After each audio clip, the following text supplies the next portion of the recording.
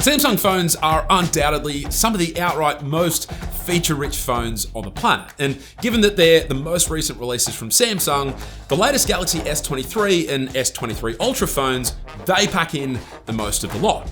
The issue is there are just so many features jam-packed into their software that it can often be tricky to find the ones that are actually of any use. Like, did you know that if you use the stock Samsung Gallery app and long press any object or person in an image, even in screenshots or downloaded images, that the app will then isolate that selection, allowing you to then copy it into another app or even just save it as a PNG image with the background removed? And did you know that it even works in videos too? Oh, and whilst we're in the Samsung Gallery app, did you know that you can also long press any text in any image? I'm talking even images you've taken using the camera on your phone, and that will immediately select it and allow it to be shared or copied to your clipboard. I mean, I generally avoid gallery apps that are not Google Photos, but dang, these features make me want to use the default Samsung Gallery app way more now. Okay, now I'm sure that a lot of you are probably already aware of the Good Lock app, which you can use to install a bunch of different modules that essentially allow you to customize your phone's home screen further. But did you know that there are actually a bunch of extra modules available within the app that unlock some really cool bits of functionality? Like, for example, under this Life Up section, we have a module called Register, and among other things, it lets you launch a number of different actions just by double tapping the back of your phone. So you can set up actions like taking a screenshot, launching the Google Assistant, launching the currently active app into pop-up mode, or even opening any app or app shortcut of your choosing. And then on top of that, you can even set up an additional shortcut to launch when you triple tap the back of your phone. Then there's this camera assistant module. And again, there are stacks of features found under this menu, many of which I actually suggest leaving as is. But if you enable this quick tap shutter toggle and disable this video recording in photo mode toggle, then you'll actually be able to capture photos much faster than if you had left the settings as is. Oh, and if you're all about that automation life, then you'll definitely want to check out the Routine Plus module. I mean, you can use this module to essentially automate any action you like, such as turning on your Wi-Fi when you arrive at your house, or opening a predetermined website when you unlock your phone with a specific fingerprint. But potentially the most useful automations are those you can set up via this macro section. So you could set up a shortcut that opens the YouTube app, searches for ambient rain noise, and then starts playing a selected video for when you're heading to sleep, or to automatically open the voice recorder app and start a recording, perhaps at the start of a work meeting. I mean, the options are pretty much endless. Then there's this One Hand Operation Plus module, which lets you add additional shortcuts to the system side swipe gesture. So by default, this action of swiping in from either edge is just our system back gesture, right? Well, I can still do that, but I can also customize things so that a swipe up diagonally will turn on my phone's torch. Or I can set it up so that a swipe the other way diagonally opens up this little task switcher. And then I can even set up different actions for whenever I perform long swipes, like opening this little Quick Tools menu. Then you can of course set up completely different actions for the other side too, making this potentially one of the most useful and underrated tools available on Samsung phones. After that is this module found under the makeup section called Quick Start. And yes, this does allow you to customize the look of your quick settings panel, but I actually don't use that, and I prefer to take advantage of the more functionality-based settings. You've got your visibility of indicator icons option here, which lets you hide pretty much any system icon from your status bar, depending on where you are on your phone. So the home screen, lock screen, or within your expanded quick settings panel. Then you have these clock settings, like showing the date, an AM or PM indicator, and you can even change the position of the clock or hide it altogether.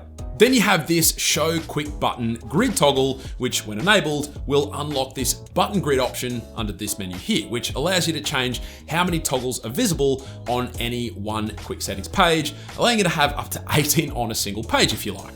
And then finally, there's this Open Quick Panel Directly toggle, which when enabled will let you swipe directly into your expanded quick settings panel, depending on where you swipe. And then the last Good Lock module worth mentioning, which is a little more fun compared to the previous modules, is this one here called Keys Cafe. So not only can you use this make your own keyboard function to customize the locations of each of your keys or even the size of individual keys, plus a heap more, what's potentially an even funner feature is this one here called Style Your Own Keyboard, which lets you customize the look of your keyboard, and you can even add all of these really cool animations and effects, which are actually a lot of fun to use. There's also these two pretty addictive keyboard games to go with to help enhance the speed of your typing. All right, now real quick, before we press on with the rest of the video, I just wanted to thank today's video sponsor, MOFT. If you're in the market for some top-notch phone or laptop accessories, then MOFT has got you covered. From stunning vegan leather cases to these super fancy foldable stands for laptops, all of their products are incredible, and whilst a lot of their phone-based products work really seamlessly with the latest MagSafe compatible iPhones, they also offer adhesive-based products, including this adhesive magnetic ring that essentially makes any phone compatible with their MagSafe products. That means if you've got a phone that supports wireless charging, then you can now use one of their more recent releases, the Snap Stand Power Set. This is probably the best looking MagSafe compatible battery bank that you'll ever come across. And as far as I'm aware, it's actually the only MagSafe battery bank with a full leather design, making it ultra premium and giving it that nice soft touch. But then on top of that, it also comes with a snap-on stand that lets you prop up your phone in either a portrait or landscape orientation. And as if that wasn't already cool enough, it also comes with a MagSafe style USB-C cable that detaches and reattaches magnetically with an inbuilt LED light to go with. So make sure to check out the Snap Stand Power Set and all of MOFT's incredible products by using the first link down in the description below. Right, you ready for a super easy way to improve battery life on your Samsung phone? Well, come into your settings menu, then down to the battery and device care section, then tap on battery, then come down and tap on more battery settings, and then tap on performance profile. I mean, there's very little wonder as to why most of us don't know about these settings when they're buried this deep in the settings menu. But if you change this setting from standard to light, it'll essentially decrease your phone's CPU performance by 10%, resulting in better battery life. And just to be clear, this does not affect your display settings. And everyone who uses this adjusted setting says that they notice no discernible difference in terms of performance, but as I said, it'll increase your battery life. And the cool thing is, if you start playing a game, then it'll disable the feature automatically so that you can go back to using 100% of your phone's CPU power. Better battery life with no impact on performance? Yes, please.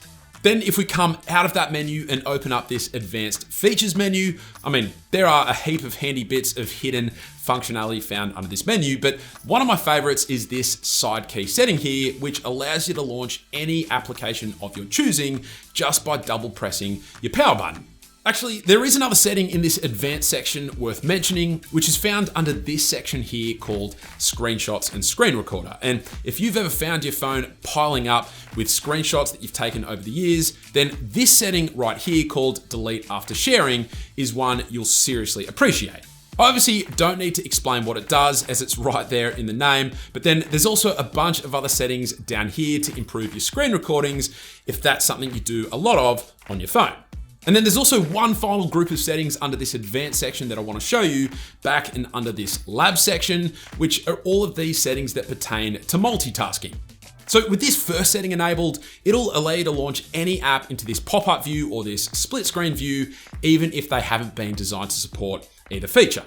Then if you enable these two split screen toggles, not only can you now perform a simple two-fingered swipe up gesture to launch an app into split screen mode, but it'll also hide the status and navigation bars, allowing you to see even more of each app. And then finally, if you enable this swipe for pop-up view toggle, you'll be able to quickly launch any app into pop-up view just by swiping in from either of the top corners of your phone. Seriously handy. Then we have a surprisingly underrated feature that I use all the time, which is changing your flashlight's intensity. And can you believe, aside from using a third-party app on Pixel phones, almost no other Android phone offers this functionality. But to do this on your Samsung phone, you just swipe into your quick settings, long press the torch icon, and then once you've turned on the flash, you can then adjust how bright or dim it is. All right, second to last today is a feature called Widget Stacks, which admittedly is a feature that Samsung blatantly stole from iOS, but I'm super glad that they did because the functionality is super useful. So this feature allows you to save space on your home screen by having multiple widgets stacked together that you can then scroll through as you like. If you've already got a widget on your home screen, then to turn it into a widget stack, you just long press it, then tap Create Stack. You can then add as many widgets as you like. So let's say I'll add this modes and routines widget, and there we go. I can now have a super clean looking single page home screen, but then with just a single swipe, I can access a bunch of these automations that I've set up. And then the final feature is for those of you who find the default camera app a little too automatic for your liking and who really want to have the most control over the impressive camera specs on these phones. And for those people, you can download the Samsung made app called Expert RAW. This app gives you all the manual controls you could ever want, like adjusting the ISO, the shutter speed, and the white balance. You can even rack focus manually. Plus, it also unlocks the multiple exposures and astrophotography modes. And then on top of that, it even offers a wider dynamic range than the default camera app. It also captures all images in both JPEG and RAW formats, giving you the most flexibility when editing your images after the fact. It can take some practice to use this app to its full potential, but it can be a heck of a lot of fun and, more importantly, allows you to capture some really impressive shots. But there you have it. Those were 15 tips, tricks, and hidden features that I'm hoping will help you to maximize your Samsung device. If you enjoyed the video, then a sub would be greatly appreciated. But aside from that, thank you all very much for watching, and I will catch you later.